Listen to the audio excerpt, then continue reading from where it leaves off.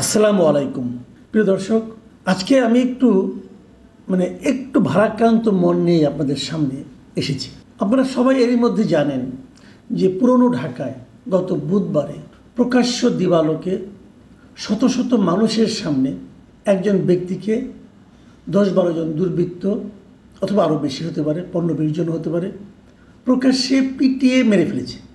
মারার পর তার মাথা এবং শরীর বড় পাথর দিয়ে থেতলে দিয়েছে।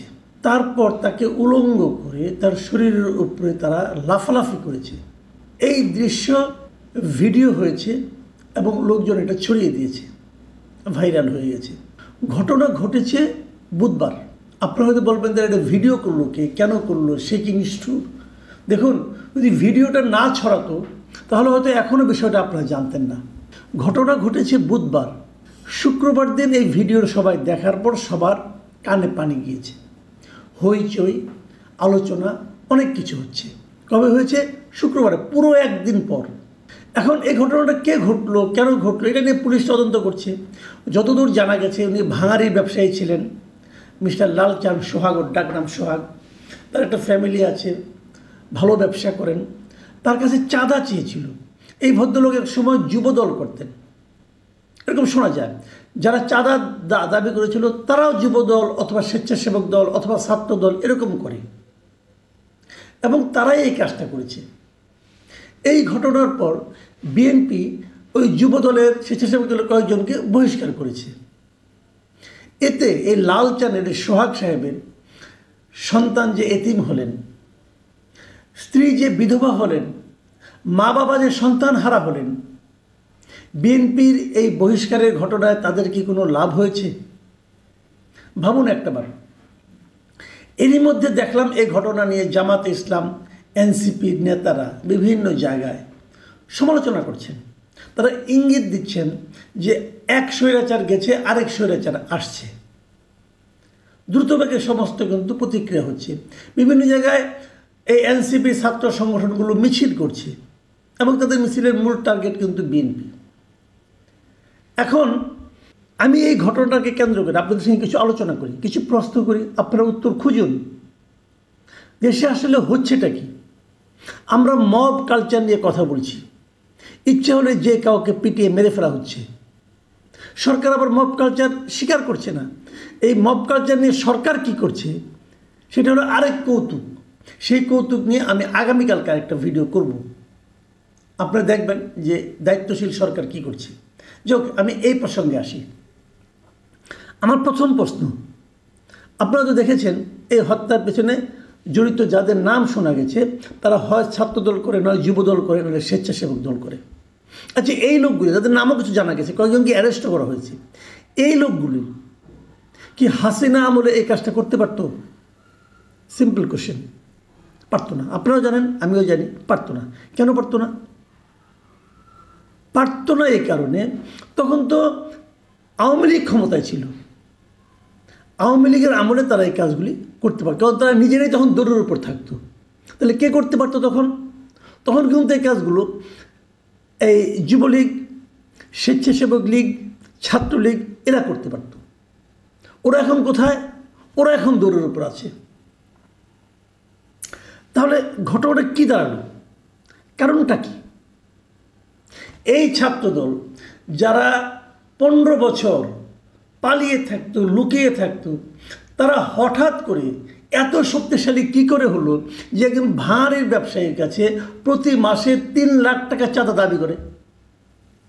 তারা এত পাওয়ারটা পেল কোথায়? এই ক্ষমতার উৎস কোথায়? এখন কি বিএনপি ক্ষমতায় আছে? নেই। তাহলে উৎসটা কোথায়? এটার মূল কারণটা হলো আইন শৃঙ্খলা রক্ষাকারী বাহিনী। আগে ছাত্রলীগের লোকেরা প্রকাশ্যে এই ধরনের কাজ করতো, ছাত্রলীগ, যুবলীগ, স্বেচ্ছাসেবক প্রকাশ্যে এরকম কাজ করতো। আইন শৃঙ্খলা বাহিনীর লোকজন, প্রশাসন তাদেরকে দেখেও দেখতো না, দেখেও না দেখার ভান করত। চাপে পড়ে 2 জনকে গ্রেপ্তার করা হলেও ছাড়া পেয়ে যেত, বুক ফুলিয়ে বের হয়ে আসতো। এখন কি হচ্ছে?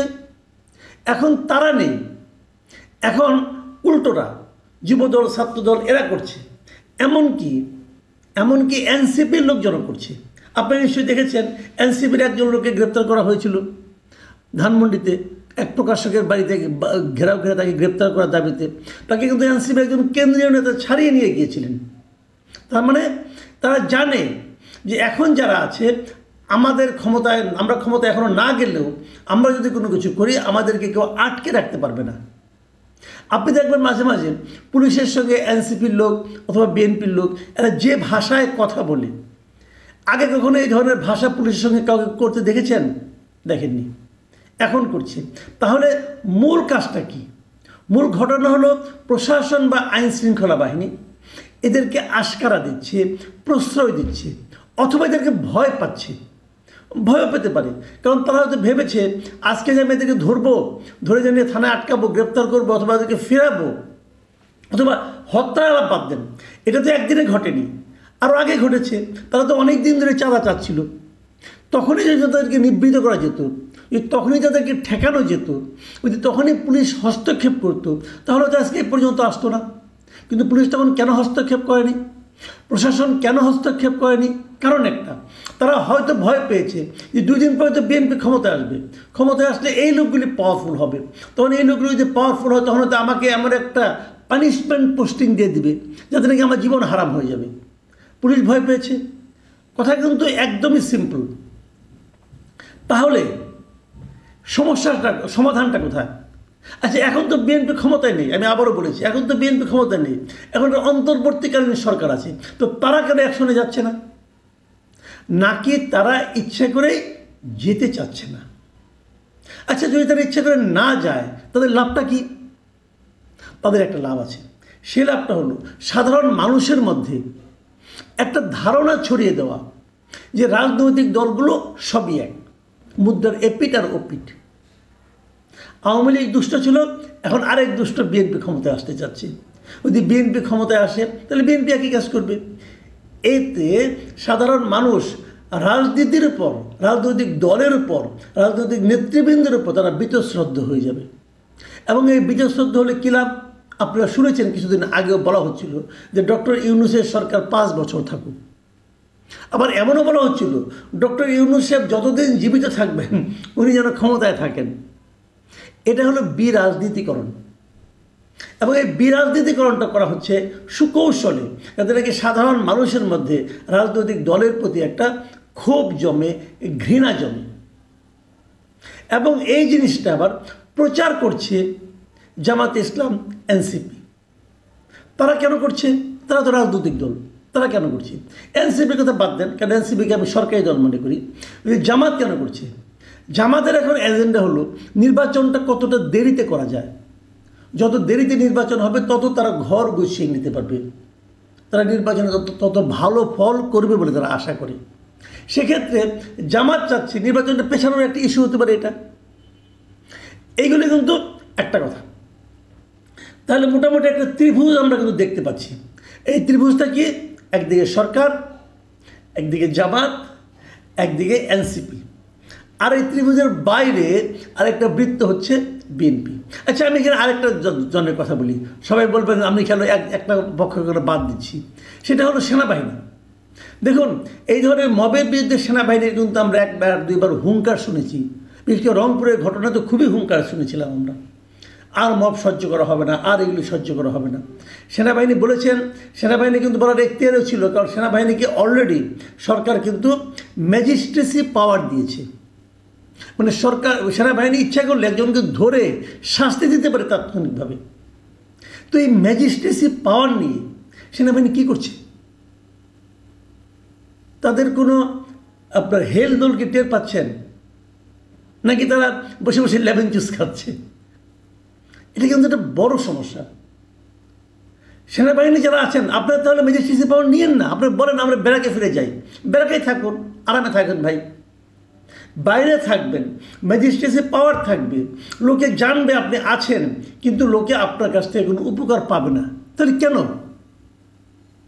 এই প্রশ্নের জবাব কিন্তু আলটিমেটলি সেনাবাহিনীকেই দিতে হবে। আরেকটা কথা বলি, এই এত কথা বললাম, তাহলে বিএনপি কি কোনো দায় নাই? অবশ্যই দায় আছে। বিএনপি কেন তার দলের লোকদেরকে নিয়ন্ত্রণ করতে পারছে না? বিএনপি তো বলবেন আমরা চেষ্টা করছি, আমরা বহিষ্কার করছে। হ্যাঁ, বিএনপি কিন্তু অনেক বহিষ্কার করছে। বাংলাদেশের ইতিহাসে এত বহিষ্কার বোধহয় কোনো দল তার নিজের লোকজনকে করে নাই। 2000-এরও বেশি লোককে তারা এরই মধ্যে বহিষ্কার করে ফেলেছে, কিন্তু এতে কাজ হচ্ছে না কেন? আমি একটা উদাহরণ প্রায় দিই, বিভিন্ন জায়গায় দিই, সেটা আপনাদেরকে আবার বলি। ধরা যাক একটা পাতিল খুব গরম হয়ে গেছে, এই পাতিলটা ঠান্ডা করতে হবে। আপনি কী করবেন? আমি যে মানে চোয়ালের মধ্যে একটু পানি নিয়ে পাতিলের মধ্যে ছিটা দিয়ে দিলাম, ছেদ ছেদ করে আওয়াজ করবে, কিন্তু তার শব্দ হবে, কিন্তু সবাই বুঝবে যে পাতিলে একটু পানি দেওয়া হয়েছে। এতে কি পাতিল ঠান্ডা হবে? হবে না। আবার পাতিল গরম হতে থাকবে, কারণ নিচ দিয়ে তাপটা তো আছে। আপনাকে ওই তাপটাকে বন্ধ করতে হবে আগে, তারপর আপনি পানি দেন ভাই। এখন তাপটা আপনি কীভাবে বন্ধ করবেন? আপনি এত বড় দেশ, এত নেতাকর্মী, আপনি 2000-কে করেছেন। যখন কোনো একটা খবর মিডিয়াতে আসে তখন আপনি তার বিরুদ্ধে অ্যাকশন নেন। আপনাদের নিজস্ব কোনো অনুসন্ধান আছে? নাই। কেন নাই?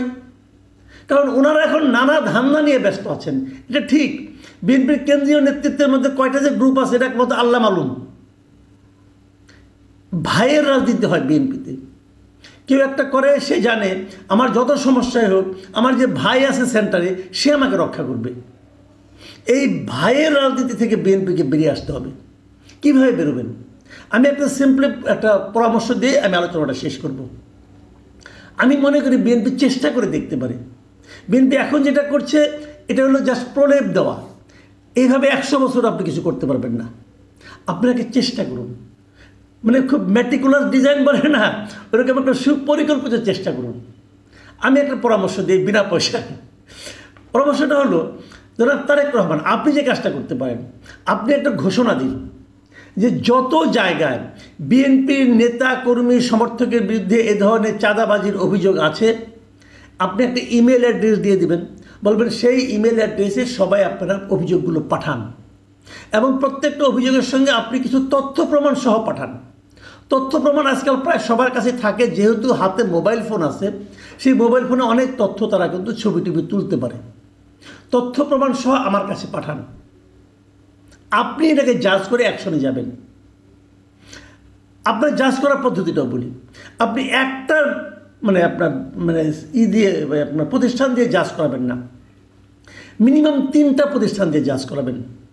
সেটা হলো, একটা হতে পারে যেটা আঞ্চলিক যারা সংগঠন আছে জেলা পর্যায়ে অথবা তাদের একটা দিয়ে করালেন। এটা করাবেন হলো এই কারণে, এই লোকগুলো কতটুকু বায়াস এটা বোঝার জন্য। আর এটা করাবেন, আপনার নিজস্ব একটা টিম থাকবে, আপনার সঙ্গে থাকবে তারা, যাদেরকে কেবল আপনি একাই নিয়ন্ত্রণ করবেন, আর কেউ না। ওখানে একটা গ্রুপ থাকবে, তাদেরকে বলবেন তোমরা জাজ করবা যে তথ্য প্রমাণ পেয়েছো তার ভিত্তিতে, এবং তোমাদের নিজস্ব লোক যখন ওই এলাকায় যে আছে তাকে মাধ্যমে কিছু তথ্য নিয়ে তোমরা এগুলি জাজ করবা। আর তৃতীয় একটা জাজ আপনি গভর্নমেন্টের গোয়েন্দা সংস্থার কাছ থেকে নিতে পারেন, আপনি চাইলে সবাই দিবে। 3টা জাজমেন্টের মাধ্যমে আপনারা বুঝতে পারবেন যে আসলে কোন অভিযোগটা সত্য, কোন অভিযোগটা সত্য নয়। আপনি দ্রুত 7 দিনের মধ্যে কিছু অ্যাকশনে যান। আমি কিন্তু একটা কথা বলি, প্রথমে যখন আপনি ঘোষণাটা দেবেন, আপনি নিশ্চিত থাকবেন এই চাঁদাবাজি মাঠ পর্যায়ে অর্ধেক কমে যাবে, সবাই ভয় পেয়ে অর্ধেক কমে যাবে। আর বাকি অর্ধেক আপনি 2-1টা বড় বড় আগে ধরবেন। আগে চুনুপুটি মারবেন না, আগে বল মাছ মারবেন। বড় বড় 2-1টা মারেন, দেখবেন চাঁদাবাজি যদি বন্ধ না হয় তখন আমার সঙ্গে আলাপ করেন। কিন্তু এখন আপনি যেটা করছেন, সারা দেশে বিএনপির সুনাম কিন্তু ভয়ঙ্করভাবে নিচের দিকে নামছে, এবং সেটা নামানোর জন্য নানা ওই যে ত্রিভুজ বললাম, যে ওই ত্রিভুজের 3 বাহু কঠিনভাবে চেষ্টা করে যাচ্ছে। বিএনপি আগামীতে ক্ষমতায় আসতে চায়, তারা যদি এইটাই নিয়ন্ত্রণ করতে না পারে তাহলে পরে কীভাবে করবে? আমাদের কথা হলো, ক্ষমতায় বিএনপি আসুক, জামাত আসুক, এনসিপি আসুক, বা অনন্তকাল ডক্টর ইউনূস থাকুক, এটা তাদের ব্যাপার, এটা নিয়ে আমাদের মাথা ব্যথা নাই। কারণ আমরা ক্ষমতায় যেতে চাই না, আমরা এদেশে শান্তিতে বাস করতে চাই। আমরা আপনাদের কাছে কিচ্ছু চাই না ভাই। আমরা খালি আপনাকে রিকোয়েস্ট করবো, আপনারা আমাকে ডিস্টার্ব করেন না। আমার ইনকাম আমিই করব, আমার বাজার আমিই করব, টাকা ইনকাম কম হলে ছোট করে করব, কম করে করব, কিন্তু প্লিজ ডিস্টার্ব করেন না। আমরা দেখছি কি সরকার, কি রাজনৈতিক দলগুলো আমাদেরকে ডিস্টার্ব করছে, আমরা এর হাত থেকে মুক্তি চাই। প্রিয় দর্শক, এখন এই পর্যন্তই। অনুষ্ঠানটা একটু বড় হয়ে গেল, ক্ষমা করবেন, কিন্তু সবগুলি কথা আমার মনে হয় বলা দরকার ছিল। আল্লাহ হাফিজ।